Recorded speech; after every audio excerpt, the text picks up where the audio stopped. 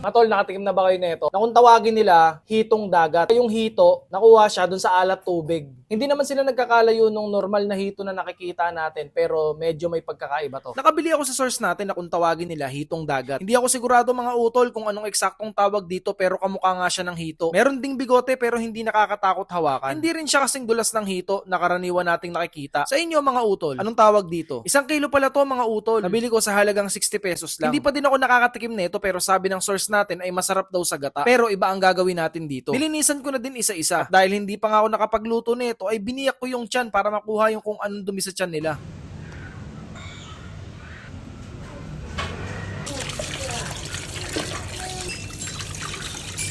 Nilagyan ko din ng hiwa sa magkabilang banda para mas pumasok yung mga ilalagay nating pangpalasa.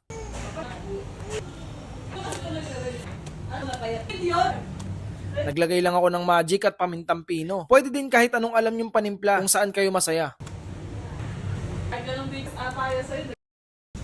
Sinimulan ko na din iprito ang mga hitong dagat.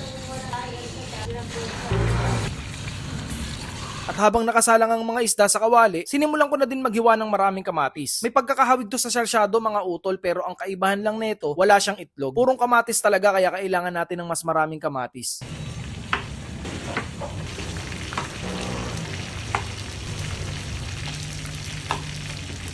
Isinalang ko na din ang ibang hitong dagat para tuloy-tuloy ang galawan. Matapos ko maiprito, nagpainit na ako ng kaldero para sa sauce na gagawin natin. Naglagay ako ng mantika, sibuyas at bawang. Konting halo lang at nilagay ko na din ng kamatis. Sinundan ko na din ng tubig. Pinalambot ko na muna sa medyo malakas na apoy. At nung nakita kong pwede nang durugin, inumpisahan ko na siyang gawing pino gamit ng egg beater. Pwede kayong gumamit ng kahit anong pang pino mga utol. Sa akin ito ginamit ko para mas mabilis kong madurog. At kung gagamit man kayo nito ay rahan-rahan lang dahil baka tumalsik sa inyo ang mainit na katas. Dito ko na din siya tinimplahan. Paminta, magic at chicken powder.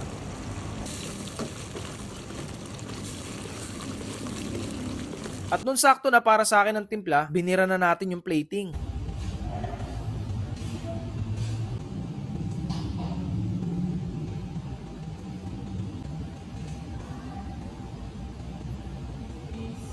Ito mga tol.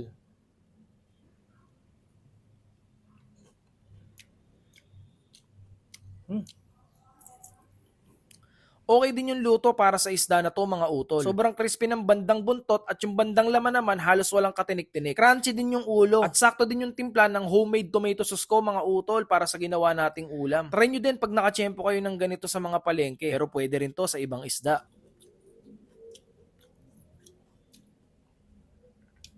Sarap nito mga tol. Tara, turo sa inyo kung paano.